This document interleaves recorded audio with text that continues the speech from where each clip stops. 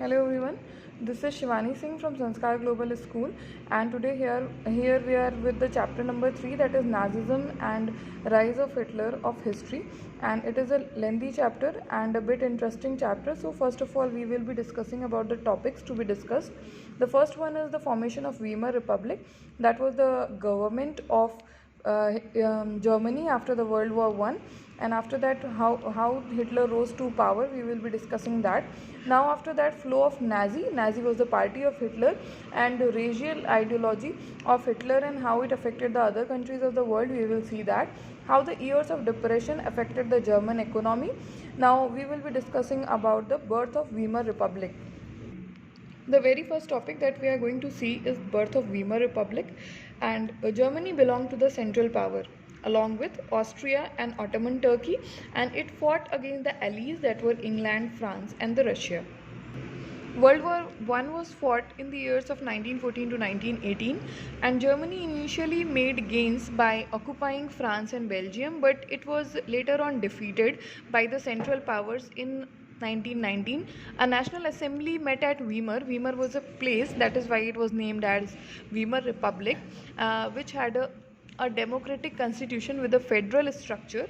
The republic, however, it was not well received by their own people, that means the German people.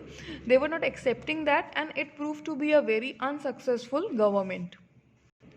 Now we will be discussing about the effects of the war. The war had a devastating, that means breaking down effect on the entire continent, both psychologically and financially. From being a creditor, that means provider of loan, Europe became a debtor, that means it was completely immersed in debts.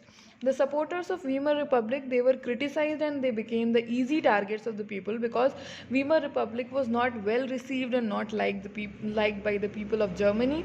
Soldiers, they came to be placed above the civilians, and aggressive war and national war honor became the most important at that time. The next topic that we are going to see is political radicalism and the economic crisis. Political radicalization was heightened at this time, the crisis of 1923. Germany refused to pay the war reparations, compensation of war damage, because Germany was held responsible for the war. France occupied its leading industrial area, that was known as Ruhr or Rhineland. Now we will see about the years of depression. There was some amount of stability for the 4 years from 1924 to 1928, but they were built on sand. That means they were not stable. Germany was totally dependent on short-term loans which were given by USA. The support was withdrawn with the Wall Street Exchange and in 1929. The German economy was hit badly, and the middle class and the working population, they were filled with the fear of proletarianization, that is downward social mobility. That means the middle class, the high class people were going to be the middle class were going to be the poor, and the poor were supposed to die. That is the proletarianization. Now we will discuss about the defects of the Weimar Republic. There were so many inherent defects in the Weimar Republic. Proportional representation was there, and Article 48 was imposed, in which president was having all the powers to impose emergency and suspend the civil rights of the German people. Now we will see about the Hitler's rise to power. Hitler was born in Austria in the year 1889.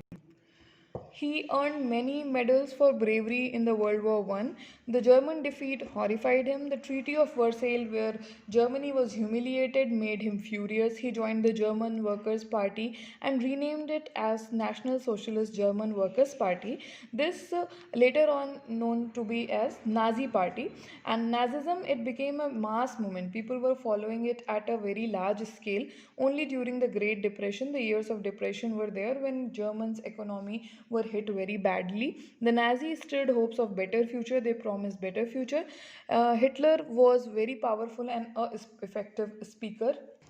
Now, what Hitler promised? He promised the people a strong nation where all would get employment. Now, we will see about the destruction of democracy, how Hitler came to power, and how monarchy came in.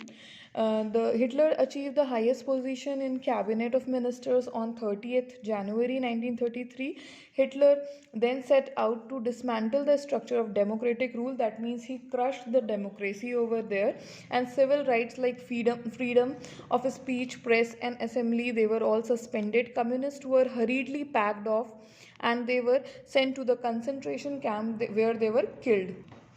All the political parties were banned at that time. Special surveillance and security forces were created. Gestapos, a special type of police, were also introduced at that time. There was reconstruction of Germany, the position of Germany that was lost, that was regained. There was an economist whose name was Jalmar Schast. He was given the responsibility of economic recovery. Hitler reoccupied the Rhineland, the prosperous area that was occupied by France and Austria, Germany in 1938 under a slogan, one people, one empire and one leader. He then took the Sudetenland from Czechoslovakia, which is present day Czech Republic, and Slovakia. He did not stop here. He wanted to conquer the world. He chose war as a way out of the economic crisis. Resources were to be accumulated through the expansion of the territory. In September 1940, what Germany did, it invaded the Poland. This started a war with France and England. USA resisted involvement in the war, but what happened when Japan extended its supports to Hitler and bombarded the Pearl Harbor? The USA entered the war. War ended in 1945 with Hitler's defeat. That means Germany was once again defeated. US bombing of Hiroshima and Nagasaki in Japan. The Nazi worldwide, according to Nazi ideology, there was no equality between people but only a racial hierarchy. The Nazi quickly began to implement their dream of creating an exclusive racial community of pure Germans by physically eliminating all those who were considered undesirable. They wanted a society of pure and healthy Nordic Aryans, Jews, Gypsies, Blacks, Russians, Poles, even certain Germans and abnormals were considered as undesirable. Thank you.